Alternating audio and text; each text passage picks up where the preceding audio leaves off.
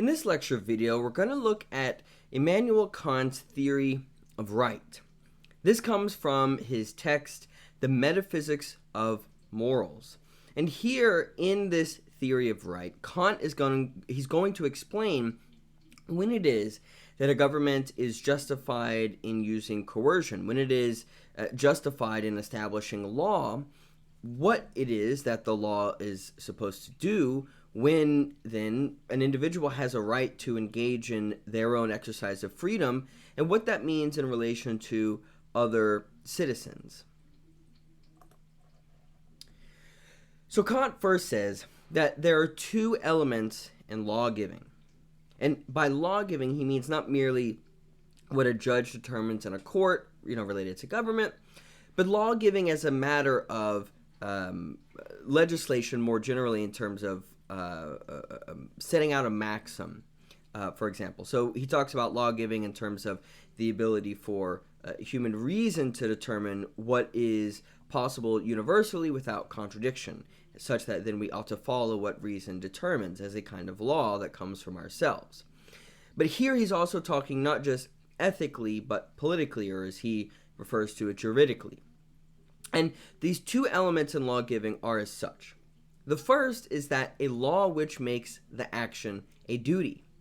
Now, this kind of lawgiving basically says that duty ought to be done as an objective necessity, that we do it because it is a good in itself. This is when he talks about, in the groundwork for the Metaphysics of Morals, that the only good thing in itself is a good will. That is, doing what is right simply because it is right. And this comes from our own capacity to use reason. It comes from the will. Nobody else can tell us then, in this kind of law-giving, what it is to do. It comes from ourselves. It comes from our ability to use reason. But there's another element in law-giving where a law makes duty the incentive.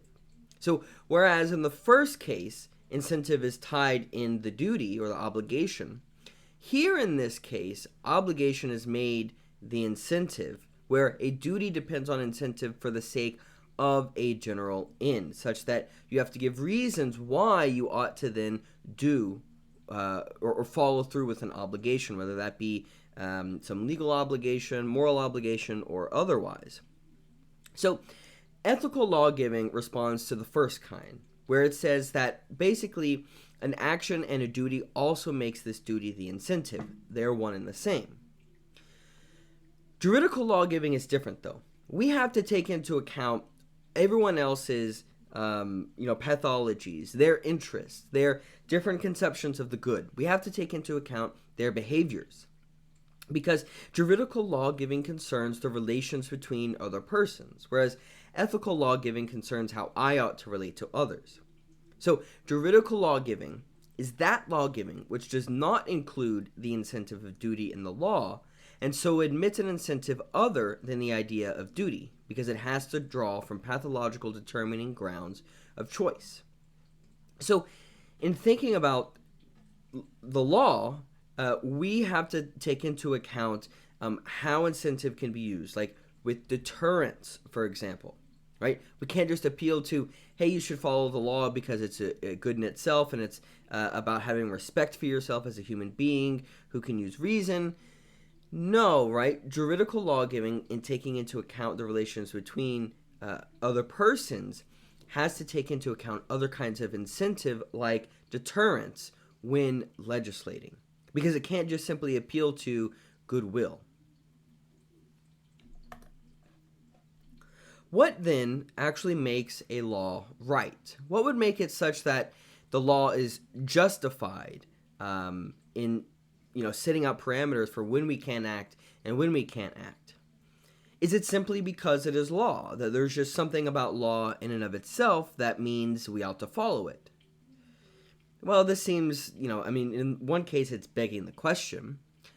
It's also, the fact that if it's just simply saying, well, the law is authoritative, that becomes circular then. Well, what is it about the law that makes it authoritative? Jean-Jacques Rousseau talks about this question about why we should obey the authority of someone else. It's not clear just because they threaten you. So what is the ground for the authority of law? Could it be then that it is the object of which law sets out, that it says, well, this is the good that you ought to obtain for some reason? Why should we obey the law? For Kant, we'll see, it's not about the object. It's not about the consequence of law, what it tries to realize. It's about the form of law.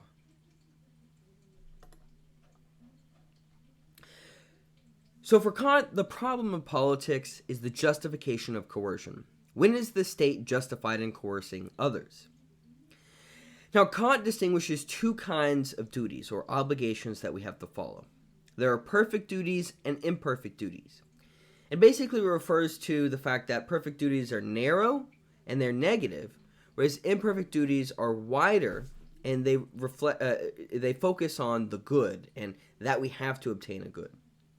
So perfect duties are prescriptions of specific kinds of actions, and violating them is morally blameworthy. So we find in the groundwork for the Metaphysics of Morals that the supreme principle of morality, the categorical imperative, says that it is immoral no matter what, so always, categorically, to lie. It is always wrong no matter what to steal, to murder, and so on.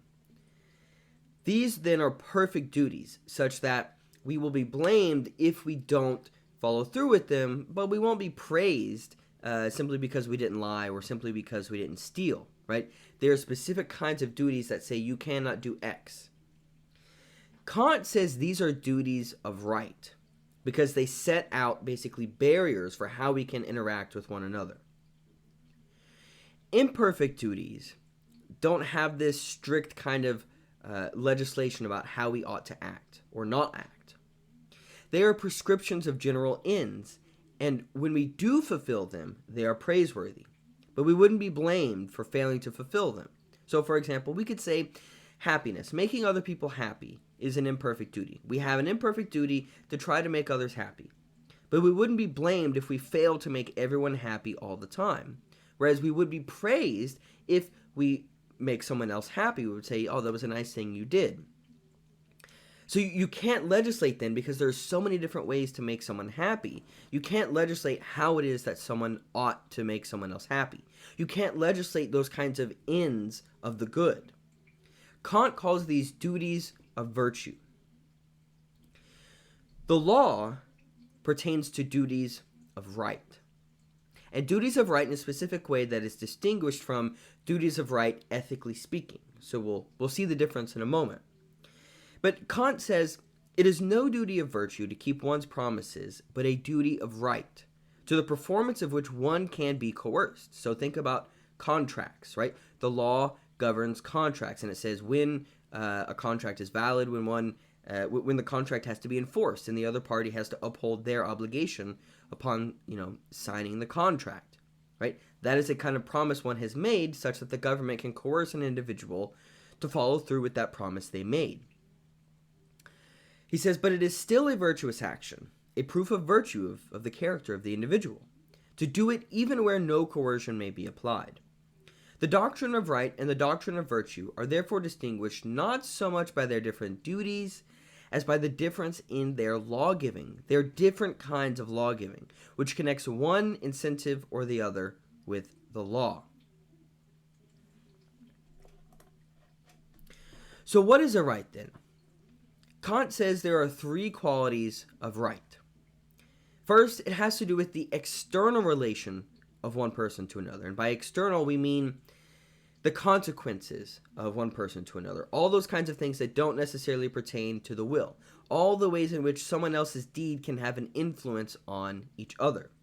So we would say that, well, can we say there's a right to own private property? We want to know, well, what would be entailed in the external relation of one person to another in owning private property? Insofar as it might mean, then, someone else can't take that object from someone else. Secondly, it signifies only a relation to the other's choice, and specifically he means their rational end, and not to the mere wish of another. So this second quality of right pertains to the form of that which they will, but not the object itself. The reason is because rights cannot be determined by the objects that we want to pursue, because those objects are determined by our own capacity to reason, right? The fact that we can come up with desires about what we want to desire. We can think for ourselves what it is that we want to do in life, what we want to pursue, what our goals are, and especially our long-term goals. So right cannot legislate what are the appropriate goals for one to have, only how they come up with this, and whether then those long-term goals would interfere with other people's ability to determine their own long-term goals. The third quality of right is that no account is taken to the end of a choice, but the form in the relation of choice on the part of both. So can it be coextensive with everyone else, right? If I say I want to become a teacher, is it coextensive? Is me wanting to become a teacher coextensive with the ability for everyone else to pursue their own ends? So if I were to say, well, I want to become a dictator, would that be coextensive with the ability for everyone else to determine what their own rational ends are, what they want to pursue? Probably not in the case of a dictator. Whereas it doesn't seem like there would be anything about wanting to become a teacher that would prevent others from also pursuing their own ends. And so far as we're thinking about what is the form of the relation between all the individuals, all citizens under the authority of a state. So, what Kant says is clear when we talk about the three qualities of a right, is they really come from the desire to protect what Kant says is the only internal right, the only right that comes from an individual and that is not guaranteed by the state, and that is freedom. He says freedom, which is independence from being constrained by another's choice, insofar as it can coexist with the freedom of every other in accordance with the universal law, is the only original right belonging to every man by virtue of his humanity. This principle of innate freedom already involves the following authorizations, which are not really distinct from it. Innate equality, that is, independence from being bound by others to more than one can in turn bind them. Hence, a human being's quality of being his own master. A human being's quality of being able to determine what are our own rational ends. What do I want to pursue? What do I think is correct what do I think is correct to think? What do I think is correct to love? What do I think is correct to desire, to do? Right? The fact that I have the ability to determine those things for myself. That is freedom. That is the only internal right. The right that comes from myself as a being who possesses reason, and not from government. Now, what we should start noticing is this is slightly influenced by Jean-Jacques Rousseau insofar as his conception of the general will. What can unite all individuals? But what Kant is slowly trying to show is it can't be about what is the end, because the general will is focusing on the end. It is focusing on some good. Whereas for Kant, it's about formal relations between one another. So we'll see this more in a moment. So what is a right? What is right? We're finally able to answer that question. Kant calls this the Doctrine of Right. And it says that an action is right if it can coexist with everyone's freedom in accordance with a universal law, or if, on its maxim, the freedom of choice of each can coexist with everyone's freedom in accordance with the universal law. So, again, go back to Jean-Jacques Rousseau's concept of the general will. Jean-Jacques Rousseau would say, well, look, you ought to tolerate other individuals' beliefs because it's what would be concluded by the idea of a general will. But the difference here is Kant is saying, well, no, we shouldn't say that we ought to tolerate other people's individual beliefs as long as it's compatible with the general will, because the whole point is to establish a legitimate government. Kant says no, right? Because that's talking about some kind of a goal, and then all of all of the rights flow from that.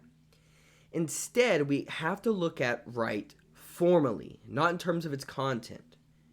The way that we determine whether someone has a right is to know, if they had that right, could it coexist with everyone else's freedom in accordance with the universal law? So for Kant, the good can't be legislated without violating the basic right of freedom. You can't say, well, look, the purpose of government is to facilitate the flourishing of the virtues, because, well, who determines what is morally correct? Because, yes, Kant thinks reason determines what is morally correct, but the problem is then you'd have to legislate. You'd have to say, no, it would be illegal for you to think something else is morally correct. Kant says, look, you can have your own system of morals. You can follow and practice his own system of morals as long as you don't interfere with someone else's ability to practice and follow their own belief system of morals. And the same is true with religion, right? You can have whatever religious beliefs you want, not because it enables some kind of civic virtue that helps maintain the general will, but instead because it is the only way in which each one of us can have religious beliefs, our own distinct religious beliefs that are determined by our own will. So again, it comes from freedom, the internal right that everyone possesses. Rights then safeguard our ability to make private choices of our own conception of the good. So they are constraints limiting what other people can do only insofar as they would prevent someone else from being able to choose what they want to do. So coercion, to go back to this problem of politics, the justification of coercion is justified. It is authorized when a certain use of freedom is itself a hindrance to freedom in accordance with universal laws. And here then, Kant does not just say this because he says, well, this is what we really want, or this is what I think, justifies a government. Instead, it's because it's what reason determines. Kant has looked to logic, and he's tried to come up with a logical formula for what a right consists in, and when a government is authorized in the use of coercion. He's not simply appealing to pathology in the way that Thomas Hobbes does, saying, well, look, humans are naturally selfish, so therefore a government has the right to limit what we can do to prevent us from being selfish, because it's really what we want to be safe, like he's going to psychoanalyze us. Kant isn't doing that. Kant isn't saying, well, we have these natural rights of private property and so on that are given to us by God. Kant isn't appealing to God. He's appealing to reason. He's saying this is what reason determines. It's the only rational order that allows each one of us then to pursue what we think is morally correct, spiritually correct, and so on. It's the only way in which each one of us can pursue our own conception of the good.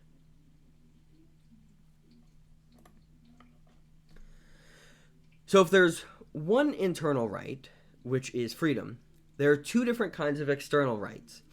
There's private right and public right. Private right is that which is externally one's in general.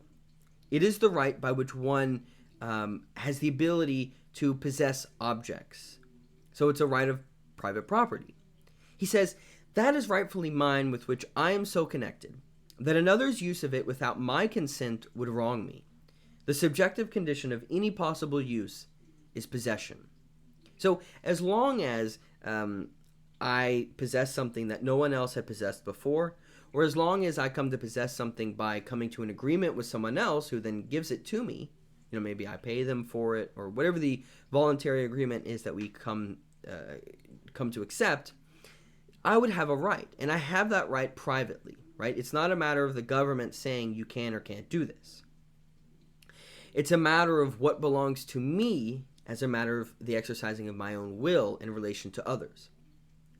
But public right is different. It's the sum of the laws which need to be promulgated generally in order to bring about a rightful condition. Public right really then kind of concerns, I don't want to use the term basic structure, this is really used by John Rawls later on, but it's kind of the basic structure. It's the conditions that enable each one of us to exercise our private right. So he says public right is therefore a system of laws for a people, that is, a multitude of human beings, or for a multitude of peoples, which, because they affect one another, need a rightful condition under a will uniting them, a constitution, so that they may enjoy what is laid down as right. So the public right there is a right to a Bill of Rights, for example, that says you can have freedom of expression, freedom of thought, freedom of speech, as long as it can coexist with the right of everyone else to speak. That you have the right to vote, as long as it's coextensive with everyone else's right to vote, which would mean, right, you can't have more votes than someone else, because then you would have more rights than someone else. And so on. We can think about different amendments to the U.S. Constitution and whether or not then they would be justifiable according to the Doctrine of Right. But certainly the First Amendment would be justified. That would be a right according to Kant's Doctrine of Right. So now let's think about applying the Doctrine of Right. So there are two examples which Kant concerns himself with. The first is the idea of a right of equity. So he says, suppose that the terms on which a trading company was formed were that the partners should share equally in the profits. So they come to an agreement, sign a contract saying, look, we will each share equally in the profits. But that one partner nevertheless did more than the others. Maybe they worked more or invested more. And so they ended up losing more when the company was met with reverses, with losses, when they didn't make a profit. By equity, so by the moral concept of equity, the moral principle of equity, this person could demand more from the company than merely an equal share with the others.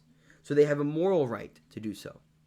But can one appeal to right, basically the doctrine of right, that the government ought to coerce the other people into paying, an equitable amount in their losses, since that one individual ended up investing more and working more? And Kant says no, because the doctrine of right only protects our ability to pursue our own rational ends. Our own rational ends were forming this contract of which we all signed, knowing what the terms are. When what we thought might happen did not happen, the contract does not say then that when there are losses, the other people who didn't work as hard ought to pay more than so as to compensate for the other person who sacrificed more.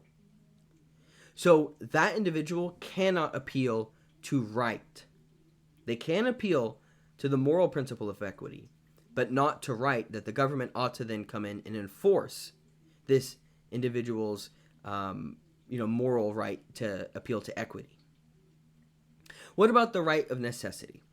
Kant says, suppose that one would assign the death penalty to someone else in a shipwreck who, in order to save his own life, shoves another, whose life is equally in danger, off a plank on which he had saved himself. Now, this would be an appeal to necessity. We would say, look, by necessity, in order to save my own life, I had to kill the other person because only one of us could survive. But can this individual say they had the right to do so, a right of necessity? And here Kant says no, because by doing so, we violated the right of the other individual to form their own rational ends and pursue them as long as they are coextensive with everyone else's right to do the same. There is no right of necessity. Because again, right of necessity refers to the consequences. It refers to goal, necessity of staying alive. And yes, we want to stay alive. But we can't base, if we are to have a rational system of laws, we can't base our laws on the concept of necessity. Only on the concept of right as it pertains to the formal relations of everyone else and their ability to pursue and formulate their own rational ends. So this individual would have violated the right of the other person to not be killed in this circumstance. There are a few more examples I wanted to just briefly consider because they're some of the dominant claims now. This appeal to a right of education, appeal to a right of housing, or a right of health care. Now, there are certainly moral claims that can be made about, why one ought to be able to have free education, free housing, and health care. But according to Kant's doctrine of right, can there be a right of education, a right of housing, and a right of health care? So remember, the doctrine of right says an action is right if it can coexist with everyone's freedom in accordance with the universal law, or if on its maxim the freedom of choice of each can coexist with everyone's freedom in accordance with the universal law. I'm not going to answer these questions here because they are debatable according to Kant's Doctrine of Right. But they are the kinds of questions we ought to try and answer, to try and determine, right? These are the ones that are some of the most relevant questions now to us in the United States in the 21st century. So I want to start concluding by looking at Kant's general theory of politics. Kant endorses the idea of republicanism, which is a form of government organized around the idea of government being a public affair with representative leaders.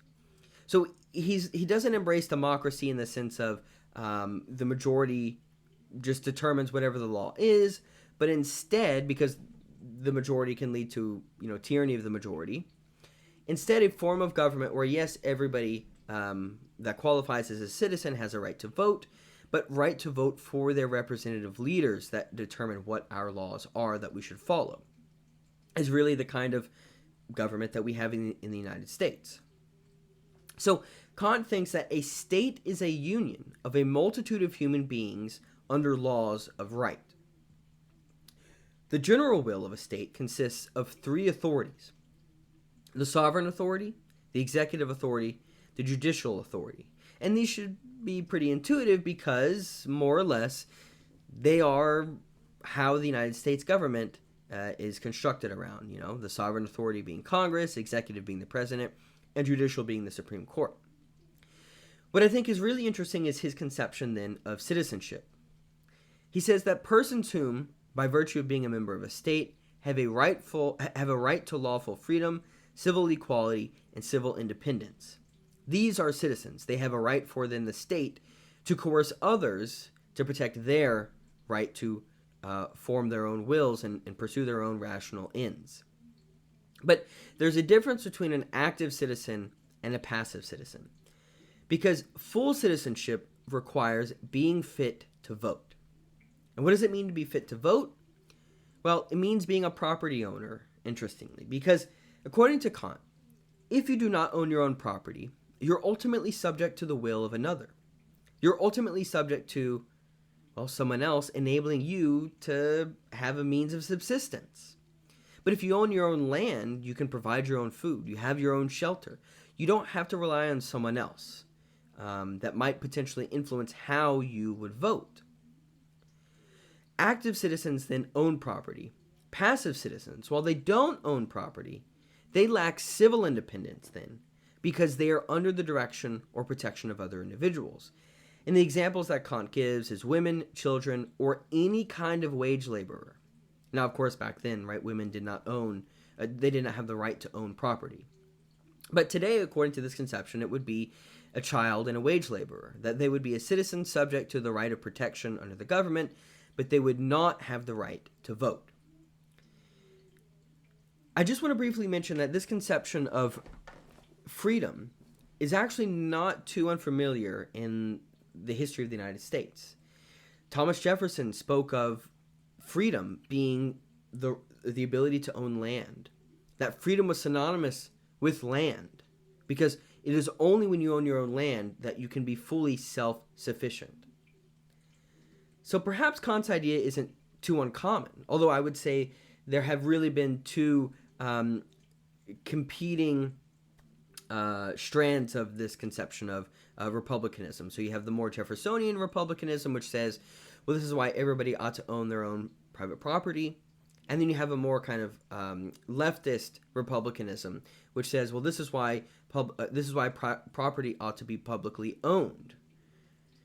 So then that gets into the whole debate to, socialism or more libertarian approach, and so on. I want to end with some brief remarks that Kant makes, basically in reference to the French Revolution, where Jean-Jacques Rousseau talks about, and John Locke as well, right, the right of a people to dissolve a government, to overthrow it and institute a legitimate form of government. Kant argues against this. So what if a state is unjust? What if it doesn't operate according to the doctrine of right? It would seem then that the state has lost its justification for coercion. But here Kant makes an interesting argument. He basically says Yes, we can say that state is unjust and they have lost their legitimacy. But think about what it means to institute a revolution.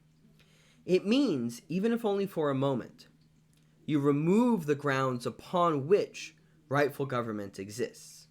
Because you need a kind of civic body. You need the ability to institute laws in order to have a government based on the doctrine of right. So by doing that, you actually risk dissolving the very grounds which makes possible a rightful form of government. So instead, this is why he thinks you ought to approach this problem of an unjust government through a kind of principled reformism. He says the attempt to realize this idea of freedom should not be made by way of revolution, by a leap, that is, by a violent overthrow of an already existing defective constitution. For there would then be an intervening moment in which any rightful condition would be annihilated. Because again, right, well, the revolution doesn't necessarily have the consent of the governed, so how exactly would they be right then in using force to create a new government as well? But if it is attempted and carried out by gradual reform in accordance with firm principles that are determined by reason itself, it can lead to continual approximation to the highest political good, perpetual peace.